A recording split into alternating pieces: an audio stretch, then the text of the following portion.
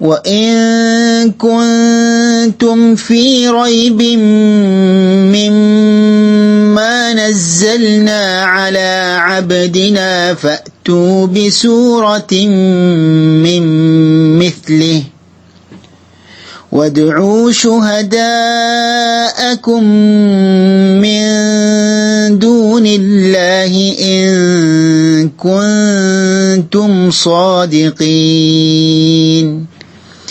സൂറത്തുൽ ബഖറയിലെ 23-ാമത്തെ ആയത്താണ് ഇപ്പോൾ ഓതി കേൾപ്പിച്ചത്.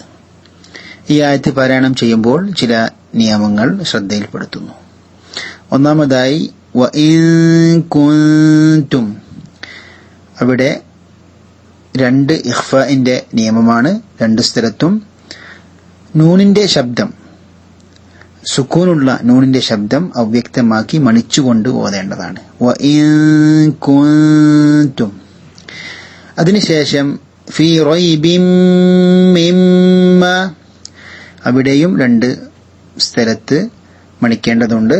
റൈബിൻ മിമ്മ, അതിനാണ് അൽ ഇദ്ഗാമു ബിഗുന്ന, തൻവീന് ശേഷം മീമു വന്നു. അവിടെ മണിച്ചുകൊണ്ട് തൻവീനിനെ മീമിൽ ലയിപ്പിച്ചു ഓതേണ്ടതാണ്. മിമ്മ, മീമിന്റെ മേലെ ശദ്ദ് വന്നു, അവിടെ ഗുന്ന ചെയ്യേണ്ടതാണ്, മണിക്കേണ്ടതാണ്. 2 ഖദ്ർ. ഫഅ്തു ബിസൂറത്തിൻ മിൻ മിസ്ലിഹി, അവിടെയും 2 സ്ഥലത്ത് മണിക്കേണ്ടതുണ്ട്. വദ്ഉ ശുഹദാഅക്കും, വദ്ഉ എന്ന വാക്കിൽ ഖൽഖലയുണ്ട്, ദാലിന്റെ മേലെ സുക്കൂന് വന്നു. വദ്ഉ, വദ്ഉ പറഞ്ഞാൽ പോരാ, വദ്ഉ. ശുഹദാഅക്കും ദീർഘിപ്പിക്കേണ്ടതാണ്. 4-5 ഖദ്ർ ദീർഘിപ്പിക്കണം. മദ് മുത്തസിൽ എന്നാണ് അതിനെക്കുറിച്ച് പറയാറുള്ളത്. ശുഹദാഅക്കും മിൻ ദൂനില്ലാഹി, അവിടെ മണിക്കേണ്ടതാണ്. മീമിന്റെ ശേഷം, സുക്കൂനുള്ള മീമിന് ശേഷം മീമു വന്നു. ഇദ്ഗാം ശഫവി അല്ലെങ്കിൽ ഇദ്ഗാം ഇസ്ലൈൻ സഗീർ എന്ന് പറയും. മിൻ ദൂനില്ലാ, അവിടെ സുക്കൂനുള്ള നൂനിന്റെ ശബ്ദം അവ്യക്തമാക്കി ഇഖ്ഫാ ചെയ്യേണ്ടതാണ്, മണിച്ചുകൊണ്ട് ഓതേണ്ടതാണ്. ഇൻ കുൻതും സ്വാദിഖീൻ, അവിടെയും 2 സ്ഥലത്ത് മണിക്കേണ്ടതാണ്. ഇഖ്ഫാഇന്റെ നിയമങ്ങൾ കൂടുതലായി കാണപ്പെടുന്ന ഒരു ആയത്താണ്, സൂക്തമാണ് ഇത്. ശ്രദ്ധിച്ച് പാരായണം ചെയ്യണം. ഒന്നും കൂടി നമുക്ക് ഈ ആയത്ത് പൂർണ്ണമായും കേൾക്കാം. وَإِن كُنتُمْ فِي رَيْبٍ مِّمَّا نَزَّلْنَا عَلَى عَبْدِنَا فَأْتُوا بِسُورَةٍ مِّن مِّثْلِهِ وَادْعُوا شُهَدَاءَكُم مِّن دُونِ اللَّهِ إِن كُنتُمْ صَادِقِينَ. السلام عليكم ورحمة الله وبركاته. بسم الله الرحمن الرحيم. الحمد لله رب العالمين والصلاة والسلام على رسول الأمين وعلى آله وصحبه أجمعين. أما بعد. സഹോദരങ്ങളെ, സൂറത്തുൽ ബഖറയിലെ 23-ാമത്തെ ആയത്ത്, അതിന്റെ പഠനത്തിലേക്ക് നമ്മൾ കടക്കുകയാണ് ഇൻഷാ അല്ലാഹ്. وَإِن كُنتُمْ فِي رَيْبٍ مِّمَّا نَزَّلْنَا عَلَى عَبْدِنَا فَأْتُوا بِسُورَةٍ مِّن مِّثْلِهِ وَادْعُوا شُهَدَاءَكُم مِّن دُونِ اللَّهِ إِن كُنتُمْ صَادِقِينَ. ഇതാണ് സൂറത്തുൽ ബഖറയിലെ 23-ാമത്തെ ആയത്ത്.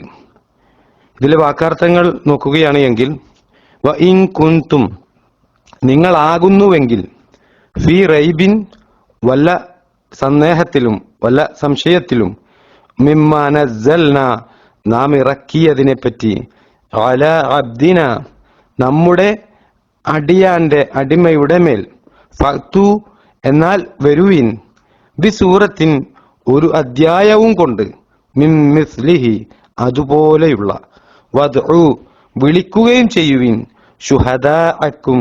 ശുഹദാഅക്കും നിങ്ങളുടെ സാക്ഷികളെ, മിൻ ദൂനില്ലാഹി അല്ലാഹുവിന് പുറമെ, ഇൻ കുൻതും നിങ്ങളാണെങ്കിൽ, സ്വാദിഖീൻ സത്യവാൻമാർ.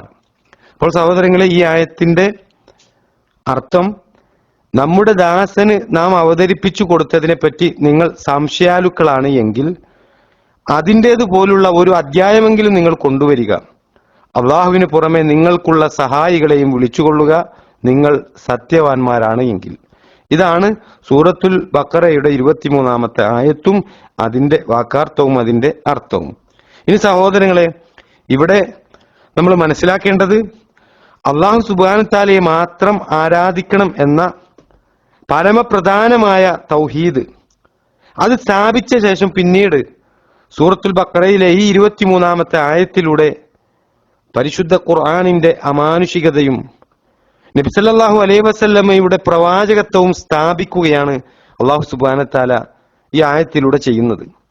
അന്ത്യപ്രവാചകനായ മുഹമ്മദ് നബി സല്ലല്ലാഹു അലൈഹി വസല്ലമയിലൂടെ അല്ലാഹു അവതരിപ്പിച്ച ഈ ഖുർആൻ അതിനെ നിഷേധിക്കുന്ന, അതിന്റെ നസൂലിനെ കളവാക്കുന്ന മുഴുവൻ ആളുകളോടുമാണ് ഈ ആയത്ത് സംസാരിക്കുന്നത്.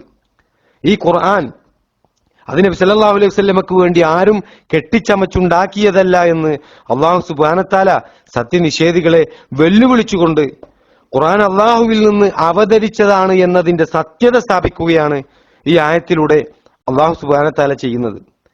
ഈ ഖുർആനെ പറ്റി ആർക്കെങ്കിലും സംശയമുണ്ട് എങ്കിൽ ഇതുപോലെയുള്ള ഒരു അധ്യായം നിങ്ങളൊന്ന് കൊണ്ടുവരൂ. അതിന് അള്ളാഹുവിന് പുറമെ നിങ്ങൾക്കുള്ള ഏത് സഹായികളെ വേണമെങ്കിലും നിങ്ങൾക്ക് വിളിക്കാമെന്നാണ് അള്ളാഹു സുബ്ഹാനഹു തആല പറയുന്നത്. സഹോദരങ്ങളെ, ഈ വെല്ലുവിളി അത് അള്ളാഹു സുബ്ഹാനഹു തആല മദീനയിൽ അവതരിച്ച ഈ ആയത്തിലൂടെയാണ് നടത്തുന്നത് എങ്കിൽ ഈ രൂപത്തിലുള്ള 3 വെല്ലുവിളികൾ അതിനു മുമ്പ് അങ്ങ് മക്കയിൽ വെച്ചും പരിശുദ്ധ ഖുർആനിലൂടെ അള്ളാഹു സുബ്ഹാനഹു തആല അവതരിപ്പിച്ചിട്ടുണ്ട്. ഈ ഖുർആൻ പോലുള്ളതൊന്ന് കൊണ്ടുവരാൻ സൂറത്തുൽ ഇസ്രായിലെ 88-ാമത്തെ ആയത്തിലൂടെയും ഖുർആനിൽ ഉള്ളതുപോലെ ഒരു 10 സൂറത്തെങ്കിലും നിങ്ങൾ കൊണ്ടുവരൂ എന്ന് സൂറത്തുൽ ഹൂദിലെ 13-ാമത്തെ ആയത്തിലൂടെയും, അതുപോലെ തന്നെ ഇതുപോലെ ഒരു സൂറത്തെങ്കിലും നിങ്ങൾ കൊണ്ടുവരൂ എന്ന് സൂറത്തുൽ യൂനസിലെ 38-ാമത്തെ ആയത്തിലൂടെയും അല്ലാഹു സുബ്ഹാനഹു തആല സംസാരിച്ചിട്ടുണ്ട്. മക്കയിൽ അവതരിച്ച ഈ 3 ആയത്തുകളിലൂടെ മക്ക മുശ്രിക്കുകളെ വെല്ലുവിളിച്ച ആ ആയത്തുകൾ നിലനിൽക്കുകയാണ് സഹോദരങ്ങളെ. മദീനയിൽ അവതരിച്ച സൂറത്തുൽ ബഖറയിലെ 23-ാമത്തെ ആയത്തിലൂടെ മദീനയിലെ യഹൂദികളുടെയും അതുപോലെ തന്നെ മുനാഫിക്കുകളുടെയും ഇടയിൽ പരസ്യമായി ഇതേ വെല്ലുവിളി അല്ലാഹു സുബ്ഹാനഹു തആല ആവർത്തിക്കുന്നത്. ആ കാലം തൊട്ട് ഇന്നുവരെ ഈ വെല്ലുവിളി നേരിടുവാൻ യാതൊരാളും ധൈര്യപ്പെട്ട് ഇറങ്ങിയതായി നമുക്ക് ചരിത്രത്തിൽ കാണാൻ സാധിക്കുകയില്ല. മാത്രമല്ല സഹോദരങ്ങളെ, ലോകാവസാനം വരെ ഈ വെല്ലുവിളി ഇതേ രൂപത്തിൽ ഇനിയും നിലനിൽക്കുമെന്നത് അത് അല്ലാഹു സുബ്ഹാനഹു തആല അവന്റെ കലാമായ പരിശുദ്ധ ഖുർആന് നൽകിയ വലിയ മഹത്വമാണ് എന്ന് നമ്മൾ മനസ്സിലാക്കേണ്ടതുണ്ട്. അറബി സാഹിത്യത്തിന്റെ ഉയരങ്ങളിൽ കയറിയ വലിയ പ്രസിദ്ധി നേടിയ എത്രയോ ആളുകൾ ലോകത്തിൽ അന്നും ഇന്നും ലോകത്തിൽ കടന്നുപോയിട്ടുണ്ട്. എന്തേ ആർക്കും ഈ ഒരു കൃത്യം നിർവഹിക്കുവാൻ കഴിയാതെ പോയത്? അവിടെയാണ് അള്ളാഹുവിന്റെ കലാം, അതിന്റെ മഹത്വം, അതിന്റെ ദൈവികത അതെല്ലാം നമുക്ക് കൂടുതൽ ബോധ്യപ്പെടുത്തി തരികയാണ് സഹോദരങ്ങളെ അല്ലാഹു സുബ്ഹാനഹു തആല. അതിലേക്കുള്ള അള്ളാഹുവിന്റെ കലാം, അതിന്റെ മഹത്വവും അതിന്റെ ദൈവികതയും ഇതിലേക്കൊക്കെ തെളിവുകൾ നമ്മുടെ മുമ്പിലേക്ക് അല്ലാഹു സുബ്ഹാനഹു തആല തുറന്നു കാണിക്കുകയാണ് ഈ പരിശുദ്ധ ഖുർആൻ ചെയ്യുന്നത്. ഈ ഖുർആനെ കുറിച്ച് നബി സല്ലല്ലാഹു അലൈഹി വസല്ലമ ഒരിക്കൽ പറയുകയാണ്, മനുഷ്യർക്ക് വിശ്വസിക്കുവാൻ വേണ്ടത്ര ദൃഷ്ടാന്തങ്ങൾ നൽകപ്പെടാത്ത ഒരു പ്രവാചകനുമില്ല. എനിക്ക് നൽകപ്പെട്ടിട്ടുള്ളത് അള്ളാഹു എനിക്ക് നൽകിയ വഹി തന്നെയാണ്. അതിനാൽ ഖിയാമത്തു നാളിൽ ഞാൻ അവരെക്കാൾ അനുയായികൾ അധികമുള്ളവനായിരിക്കുമെന്ന് ഞാൻ പ്രതീക്ഷിക്കുന്നു എന്ന് റസൂലുള്ളാഹി സല്ലല്ലാഹു അലൈഹി വസല്ലമ പറഞ്ഞത് ഇമാം ബുഖാരിയും ഇമാം മുസ്ലിമും രേഖപ്പെടുത്തിയ ഹദീസിൽ നമുക്ക് കാണാൻ കഴിയും. ഇവിടെ നബി സല്ലല്ലാഹു അലൈഹി വസല്ലമ പറയുന്നത് എന്താ? നബി സല്ലല്ലാഹു അലൈഹി വസല്ലമക്ക് നൽകപ്പെട്ട ദൃഷ്ടാന്തം അത് പരിശുദ്ധ ഖുർആനാണ് എന്നാണ്. ഈ ഖുർആൻ കാരണം ഖിയാമത്തു നാളിൽ മറ്റു പ്രവാചകന്മാരെക്കാൾ കൂടുതൽ അനുയായികളുള്ള പ്രവാചകൻ അത് നബി സല്ലല്ലാഹു അലൈഹി വസല്ലമ ആയിരിക്കുമെന്ന് റസൂലുള്ളാഹി സല്ലല്ലാഹു അലൈഹി വസല്ലമ നമ്മെ പഠിപ്പിക്കുന്നത്. അതിന്റെ കാരണം എന്താണ് സഹോദരങ്ങളെ? കാരണം മറ്റു പ്രവാചകന്മാർക്ക് ലഭിച്ച ദൃഷ്ടാന്തങ്ങൾ അത് അവരുടെ ജീവിതകാലത്ത് മാത്രം നിലനിന്നിരുന്നതാണ്. എന്നാൽ നബി സല്ലല്ലാഹു അലൈഹി വസല്ലമക്ക് നൽകപ്പെട്ട പരിശുദ്ധ ഖുർആൻ ആ ദൃഷ്ടാന്തം അത് ലോകാവസാനം വരെ നിലനിൽക്കുന്നതാണ് എന്നത് അതിന്റെ വലിയ പ്രത്യേകതയാണ്. അവസാന നാൾ വരെ ആർക്കും അത് എടുത്തു പരിശോധിക്കാൻ കഴിയുന്ന രൂപത്തിലാണ് അത് നിലനിൽക്കുന്നത്. ഖുർആനിന്റെ ശൈലിയും ഖുർആനിന്റെ ഭാഷയും ഖുർആനിന്റെ സാഹിത്യവുമെല്ലാം ഏതൊരാൾക്കും പരിശോധിക്കുവാൻ കഴിയുന്ന രൂപത്തിലാണ് ഇന്ന് നിലനിൽക്കുന്നത്. അറബി അറിയാവുന്ന എല്ലാവർക്കും മനസ്സിലാക്കാൻ കഴിയുന്ന മനസ്സിൽ മാറ്റത്തിന്റെ വേലിയേറ്റം ഉണ്ടാക്കാൻ സഹായിക്കുന്ന ഒരു അതുല്യമായ ഗ്രന്ഥമാണ് സഹോദരങ്ങളെ പരിശുദ്ധ ഖുർആൻ. ഈ ഖുർആൻ അതിന്റെ ശൈലിയും ഘടനയും ആശയാലേഖനവും സാഹിത്യവും ഇതെല്ലാം അജയ്യമായതുകൊണ്ടാണ് അതിന് തുല്യമായ ഒരു ഗ്രന്ഥമോ അധ്യായമോ അല്ലെങ്കിൽ ഒരായത്തെങ്കിലും കൊണ്ടുവരുവാൻ അല്ലാഹു സുബ്ഹാനഹു വ തആല സൃഷ്ടികളെ വെല്ലുവിളിക്കുന്നത്. അതിനാർക്കും കഴിയില്ല സഹോദരങ്ങളെ.